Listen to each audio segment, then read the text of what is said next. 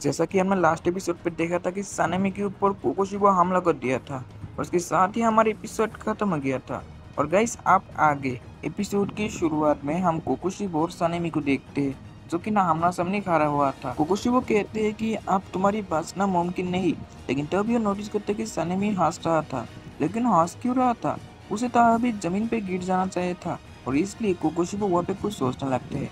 तो कोकोशिबा को कुछ अजीब सा फीलिंग आता है और कुकुशुबो का जो रीजनरेट स्पीड है मतलब स्ट्रेंथ है वो कमने लगता है। कुकुशुबो कहते हैं वेट वेट अ मिनट, तुम ये क्या कर रहे हो? मेरा स्पीड और स्ट्रेंथ कम क्यों रहा है? और तभी सानेमी कुकुशुबो के ऊपर हमला कर देती है और हमला करते हुए बोलती है कि मेरी ब्लड की एक खासियत है जो कि ना किसी भी डेमन को कमजोर कर देती है। और उसके बाद कुकुशुबो कहते हैं क्या तुम्हारी ब्लड डेमन के लिए पॉइजनस है? और तो भी सानेमी ये भी कहते कि मैंने ये अपनी ब्लड की मदद से अपनी मॉम मतलब मेरी मॉम जब डेमन बन गया था उसे भी मारा था, वो भी बिना किसी सोर्स के। और अब तुम्हारी साथ भी यही हो रहा है। और तो भी कोकोशुको को समझ आ जाता है ये विंड अशीरा बहुत ही डेंजरस है। और उसके बाद विंड अशीरा उसकी विंड ब्रीथिंग यूज करता है लेकिन कोकोशिबो उससे बच जाता है और दोनों के बीच में फाइट चल रहा था। वहाँ पे हम देखते हैं दोनों के बीच में बहुत ही तगड़ी फाइट चल रहा था, कोई भी किसी को एक पल के लिए भी बक नहीं दे रहा था। उसके बाद कोकोशिबो कहता है मुझे अब सीरियस होना ही होगा।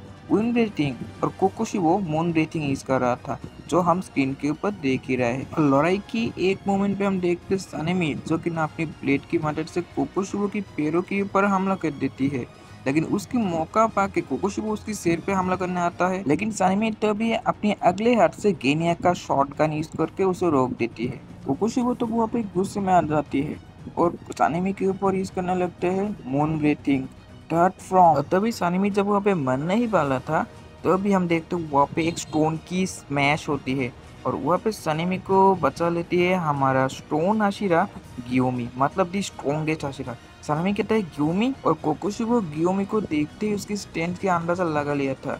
और उसके बाद गियोमी वहाँ पे रुक जाती है और सनेमी को बोलने लगते है कि तुम ऐसे एक सेफ जगह पे चले जाओ और खुद को यहाँ पे रीजनरेट कर लो। मतलब रीजनरेट का मतलब है मतलब खुद को हील कर लो फिर बैटल पे आना। और उसके बाद हमारा स्टोन ब्रीथिंग मतलब स्टोन हाशिरा वो भी स्टोन ब्रीथिंग के लिए यार हो जाता है।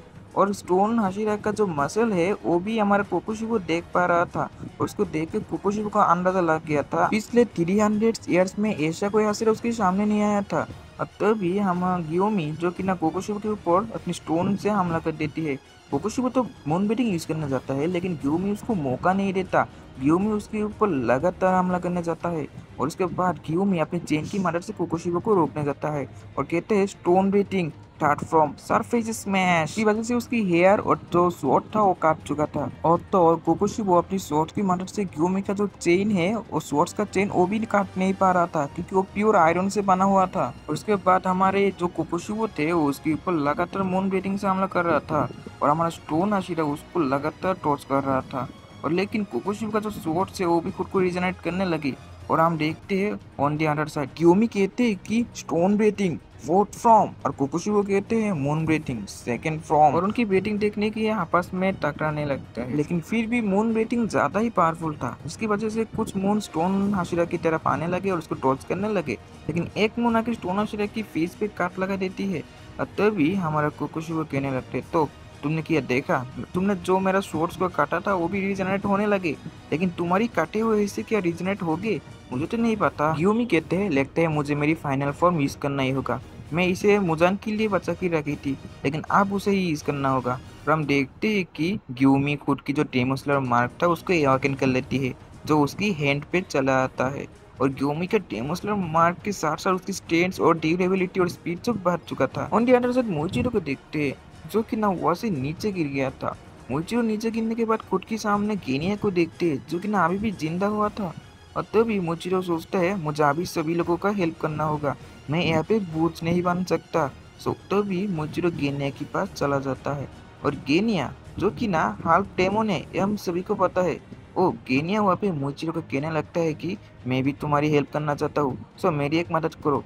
कोकोशिबो का जो हेयर कट चुका था और उसकी जो स्वर्स के एक हिस्से है और जल्दी मेरे पास लाके दो, मैं अगर उसको खा लेता हूँ तो मैं भी बहुत पावरफुल बन जाऊंगा। तभी मुइचिरो उसे यकीन दिलाता है कि मुइचिरो सोर्स को मतलब उसकी जो सोर्स और हेयर है उसको ले आएगा।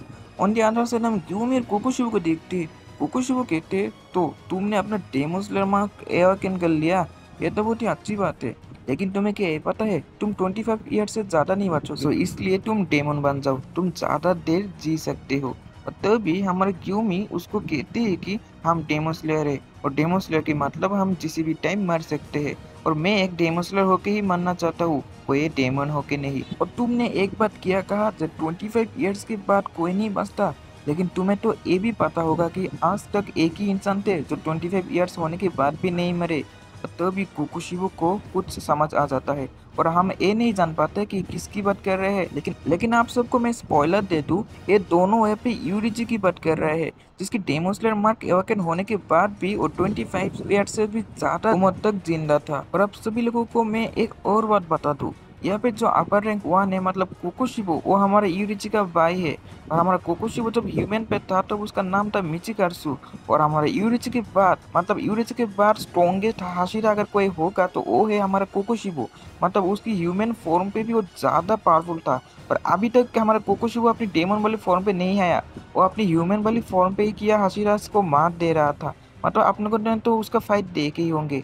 और एक अब उसका ह्यूमन वाला फॉर्म मतलब वो डेटिंग टेक्निक यूज कर रहा था, लेकिन ब्लड टेमिंग टेक्निक तो हमने उसे यूज करना नहीं देखा। सो कोकोशिबो उस ग्यूमी के ऊपर फिर से हमला कर देती है, लेकिन ग्यूमी उसको टॉस कर रहा था, और ग्यूमी और कोकोशिबो के बीच में तागड़ी फाइट हो रहा था।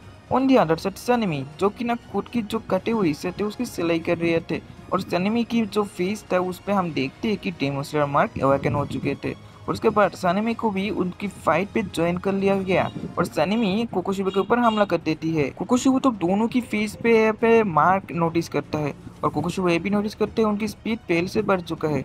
कोकोशिबो कहते हैं तो क्या इस वाले जनरेशन की हाशिरास भी इस वाले मार्क को अवेकन कर लिया, ये तो बहुत ही अच्छी बात है। ऑन दी अदर साइड हम मुचिरो और केनिया को देखते हैं। केनिया को कोकोशिबो का हेयर खिला दिया गया, जिसकी वजह से कोकोशिबो की जो ब्रेन है उसके साथ गेनिया का ब्रेन कनेक्ट हो चुका है, जिसकी वजह से कोकोशिबो को जो विजन आ रहा था वो भी गेनिया को ही आ रहा था। और गेनिया उस विजन पे देखते है कि मुजान जो कि ना कोकोशिबो को कह रहा था, कोकोशिबो तुम अब तक मेरे लिए बहुत से आशीर्वाद को मार चुके हो, जो भी मुझे मारने आए तुम उनको मार दिया, और आज इन चारों को किसी को भी नहीं छोड़ना, उन चारों को ही तुम मार दो। और ये विजन केनिया को भी दिखने लगता है, और उसके बाद वहाँ पे कोकोशिबो मुजान को एक भी कहते हैं। मतलब अब कोकोशिबो अपने पोटेंशियल से लड़ने वाला है। On the other side Kenya Kokoshibo का जो फाइट है उसका कुछ सीन भी देखते हैं, जहाँ पे हम देखते हैं कि कोकोशिबो के सामने क्यूमी और सनमी था, जो कि ना कोकोशिबो के साथ तगड़ी फाइट कर रहा था। कोकोशिबो को सब कुछ स्लो मोशन पे दिख रहा था, जहाँ पे हमारे ग्यूमी और सनमी बहुत तेज हो चुके थे, लेकिन फिर भी कोकोशिबो की 6 आइज की वजह से खुद को और सबको स्लो मोशन पे दिख रहा था। और यही है हमारे कोकोशिबो का एडवांटेजेस। तो सभी लोग मिलकर उसके ऊपर हमला कर रहे थे, लेकिन कोकोशिबो अकेले ही उन दोनों को डिफीट कर रहे थे। और हम देखते हैं कोकोशिबो वापस हमारे सनमी की स्वॉर्ड्स को गिरा देती है, लेकिन सनमी भी उसके ऊपर हमला करता है और ग्यूमी उसके पीछे आ जाता है, लेकिन कोकोशिबो वहाँ से बच जाती है। सनमी तब अपनी विन बेटिंग यूज करता है, कोकोशिबो उससे भी बच जाते हैं। Tone betting, fast from, win betting, 7 from, destructive of ball, wind dash and use करके वो दोनों एक साथ अपनी जो बेटिंग टेक्निक है उसको मिला लेती है, और कोकोशिबो के ऊपर हमला करने के साथ साथ उसके जो कपड़े थे वो फट जाने लगता है। मतलब कपड़े फट ही गए हैं, लेकिन तभी कोकोशिबो बैडेस मोड पे चला आता है, और वहाँ पे वो हल्के से अपनी खुद ब्रीथिंग निकलते हैं। और हम देखते हैं वहाँ पे कुछ ही नैनो सेकंड पे सब कुछ हो रहा था, और वहाँ पे मून आके क्यूमी और सनमी के ऊपर हमला कर देती है, और सनमी की 2 उंगलियां भी कट चुका था।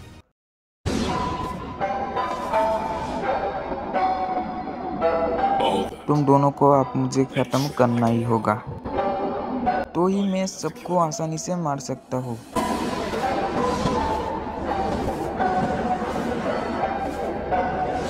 अगर बचना चाहते हो तो जल्दी ऐसे भागो। ऑन दी अदर साइड हम मास्टर की बेटी कीरा को देखते हैं, जिसको उसकी भाई और बहन कह रहा था हमें जल्दी से जल्दी तांजीरो और गियो को अपर रैंक 1 के पास भेजना होगा, ताकि वो ग्यूमी और सनमी और बाकी सबका मदद कर सके। लेकिन मास्टर की बेटी कहता है इसकी कोई ज़रूरत नहीं, तांजीरो और गियो मुजान के पास जाएगा, और गियोमी और सनमी और बाकी सब मिलके अपर रैंक 1 को हरा सकता है, मुझे उन पर पूरी उम्मीदें हैं। और उसके बाद हम बैटल ग्राउंड का सीन देखते हैं, जहाँ पे सनमी के 2 उंगलियां कट चुका था, इसकी वजह से उसके लिए सोर्स पकड़ना मुश्किल ही हो रहा था। और उसके बाद हम ग्यूमी को देखते हैं, जो कि ना उसके पास ही खड़ा हुआ था, तो अभी कोकोशिबो अपना सोर्स लेके रेडी हो जाता है और कोकोशिबो कहता है breath of moon 7 from lunar moon shine.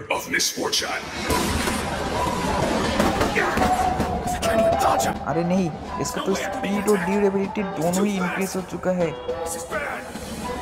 Moon breathing 8 from lunar bures 9 from. अरे हमारे একটু সময় তো দাও। डिस्पेंडिंग मून सनीमी ध्यान से रहना, वो अभी अपनी सारी फॉर्म यूज करेंगे और तभी ग्यूमी और सनीमी वहाँ पे और ध्यान से रहने लगते हैं। कोकोशिबो कहते हैं मून ब्रीथिंग 10 फ्रॉम। सनीमी कहते हैं कि मैं अभी मरना नहीं चाहता, वो भी डेमोस्टर मार्क के साथ। तभी मुइचिरो पे आके सनीमी को बचा लेती है। और गाइस यही पे हमारी आज के एपिसोड एंड हो चुके हैं।